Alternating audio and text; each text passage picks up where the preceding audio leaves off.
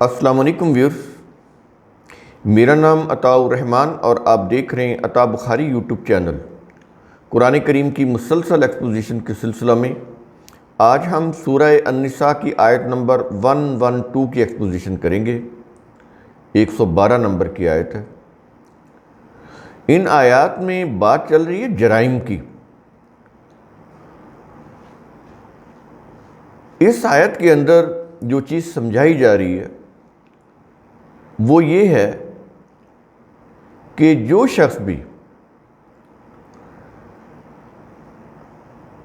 کوئی غلطی کرتا ہے، کوئی جرم کرتا ہے،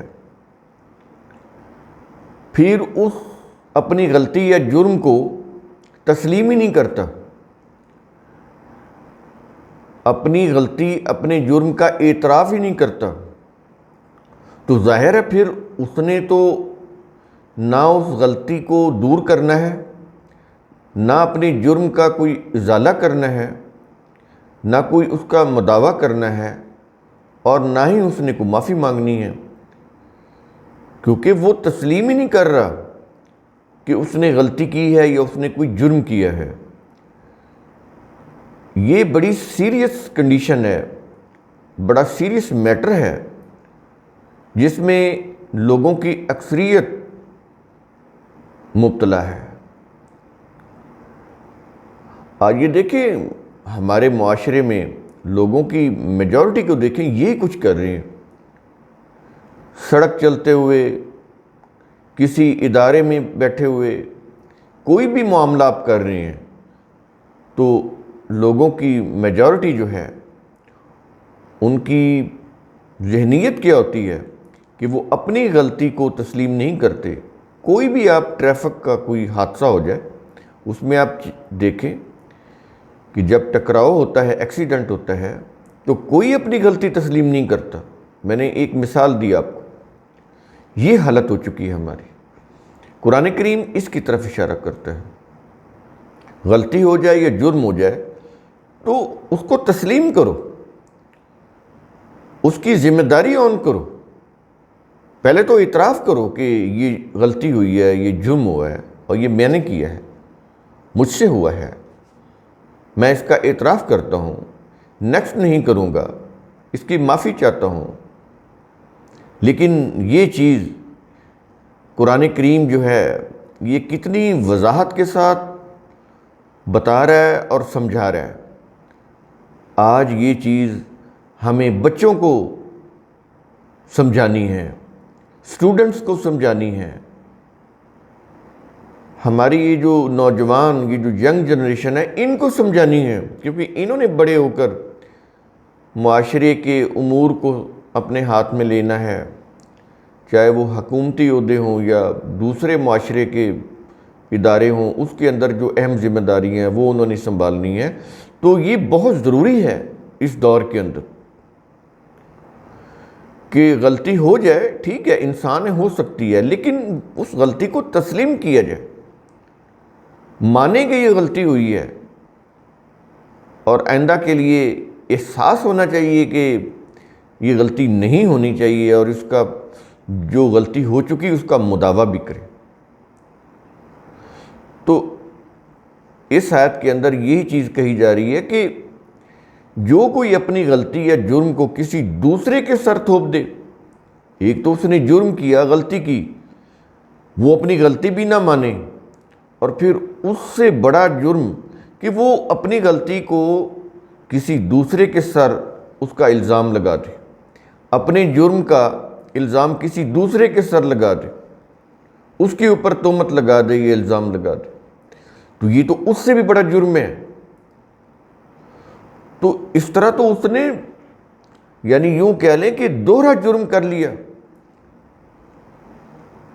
کہ جرم کیا پھر اس کا الزام بھی دوسرے کے اوپر لگا دیا جس نے وہ جرم کیا ہی نہیں۔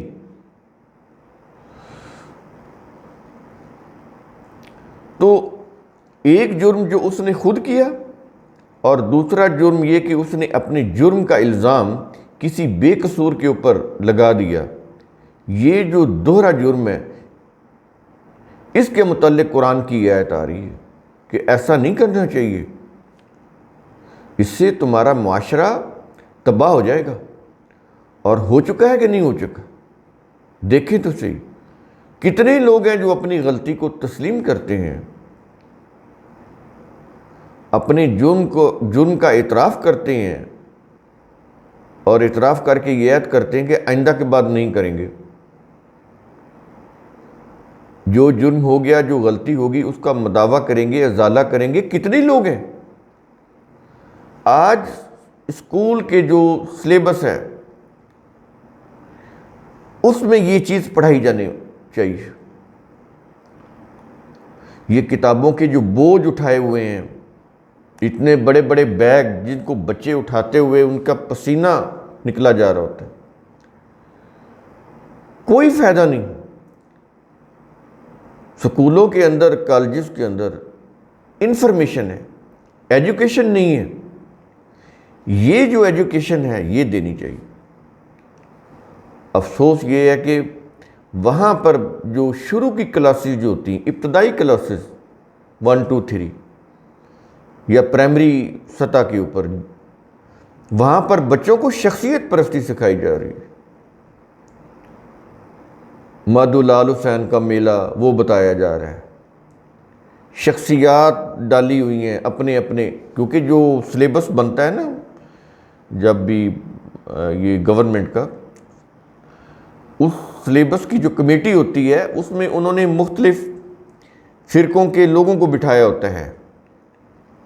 ہر فرقے نے اپنی اپنی پرسنالٹیز کو دیا ہوتا ہے۔ یہ چھوٹی کلاسز کی میں بات کر رہا ہوں، بعد میں تو جو بڑی کلاسز ہیں، جو ہائر کلاسز ہیں، ان میں تو یہ کام اور بھی بڑے منظم طریقے سے ہوتا ہے۔ چھوٹے بچے جن کے ذہنوں میں یہ جو شخصیت پرستی ڈالی ہوئی ہے، ایک فرقے نے فاطمہ رضی اللہ عنہ کا نام داخل کروایا ہوتا ہے تو دوسرے نے عائشہ رضی اللہ عنہ کا نام داخل کرایا ہوتا ہے۔ ایک فرقے نے ابو بکر رضی اللہ عنہ کا یا عمر رضی اللہ عنہ کا، اور دوسرے نے علی رضی اللہ عنہ کا۔ تو شخصیت پرستی یہ چیز،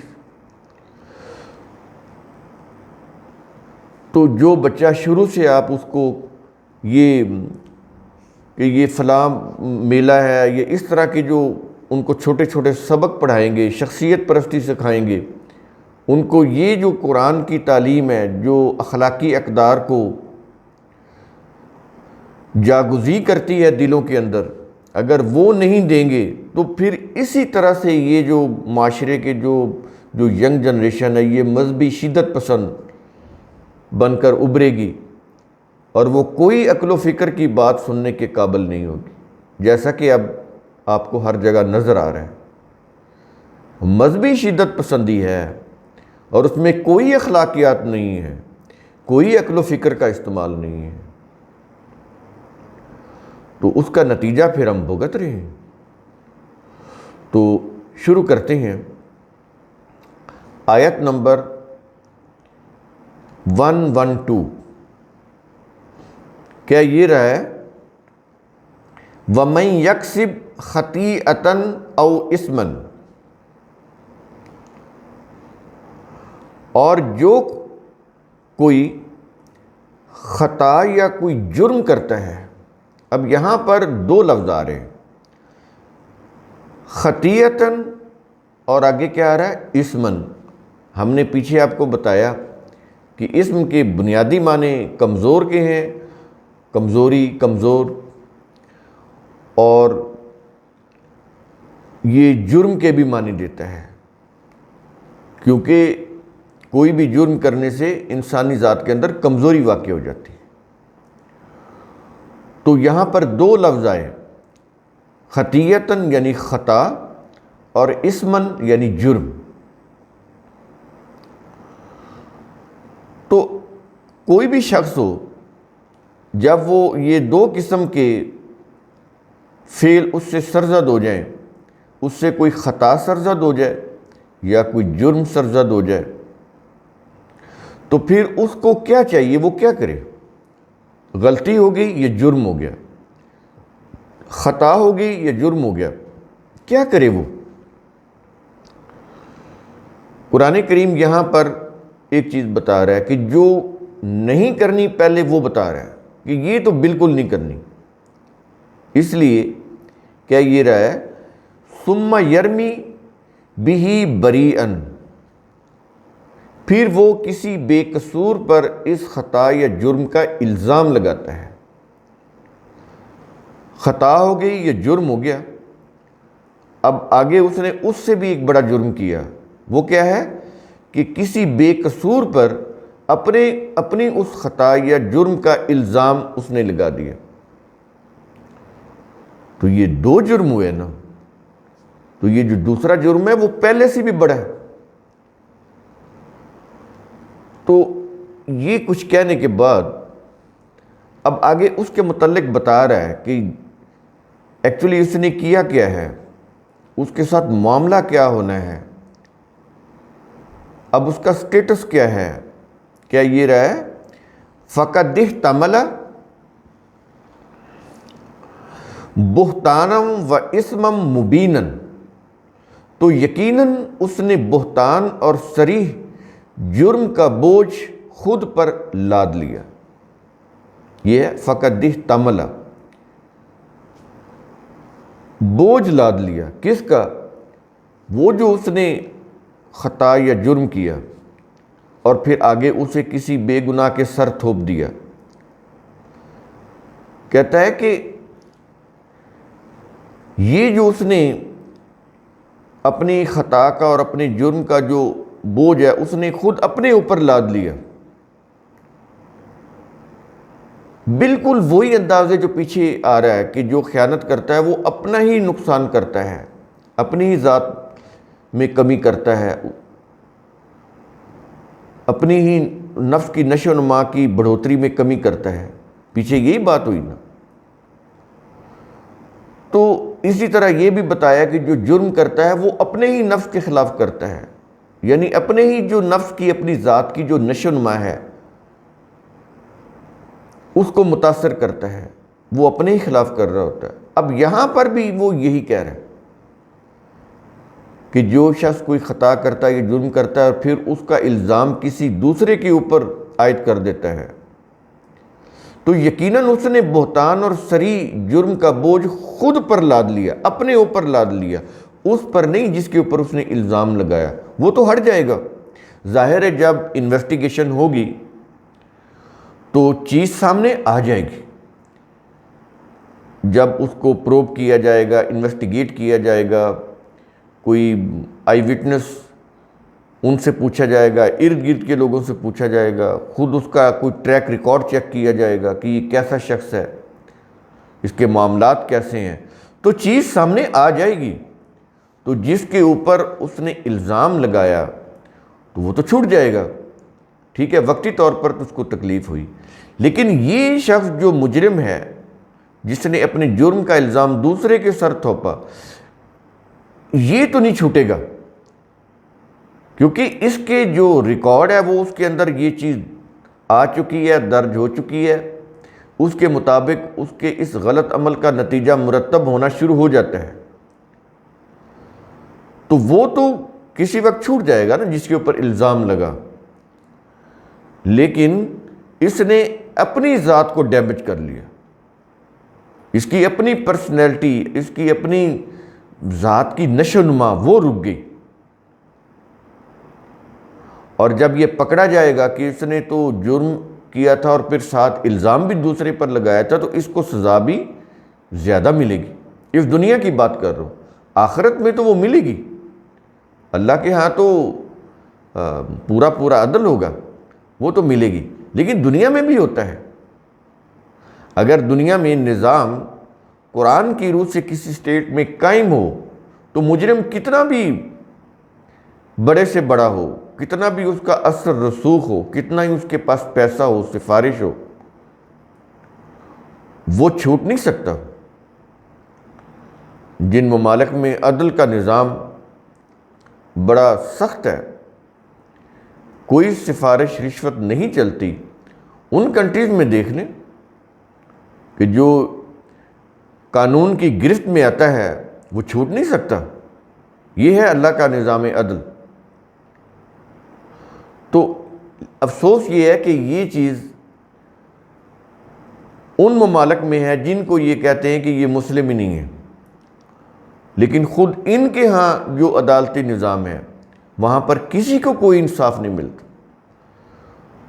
لوگ عدالتوں کے دھکے کھا کھا کر، اس کے چکر لگا لگا کر مر جاتے ہیں، لیکن فیصلے نہیں ہوتے. کسی کے ساتھ انصاف نہیں. متاثرین میں سے کتنے لوگ مر جاتے ہیں، کوئی ان کو انصاف نہیں دلاتا. اگر عدالتوں کے اوپر جو اخراجات ہیں، ان کے تنخواہیں، ان کے بینیفٹس، اس کو آپ دیکھیں تو وہ اس قدر زیادہ ہیں، لیکن ان کا جو کام ہے کچھ بھی نہیں، زیرو. کہیں عدل و انصاف نہیں. لیکن جن کو یہ کافر ممالک کہتے ہیں، وہاں پر یہ چیزیں نہیں ہیں، لوگوں کو انصاف ملتا ہے. تو جو قومیں عدل و انصاف کے اوپر قائم رہتی ہیں وہ اس دنیا میں حکمرانی کرتی ہیں. مسلمانوں کی حکمرانی جو ہے اسی لیے نہیں ہے دنیا کے اندر کہ وہاں پر ان کے ممالک میں عدل و انصاف نہیں ہے. جو مرضی کوئی جرم کرے، اس کے پاس اگر دولت، شہرت، کوئی اس کے پاس کوئی لوگوں کا جتھا، وہ سڑکوں پر لا کر جو مرضی فیصلے کرا دے، عدالتیں اس کے حق میں فیصلہ کر دیتی. تو اس طرح تو پھر معاشرے نہیں چلتے، معاشرے تباہ ہو جاتے ہیں، جیسا کہ ہمارا معاشرہ تباہ ہو چکا ہے. تو قرآن کریم کا اصل ثم تفکروا، اس کی روح سے آپ خود بھی سوچا کریں، سمجھا کریں، غور و فکر کیا کریں. شکریہ.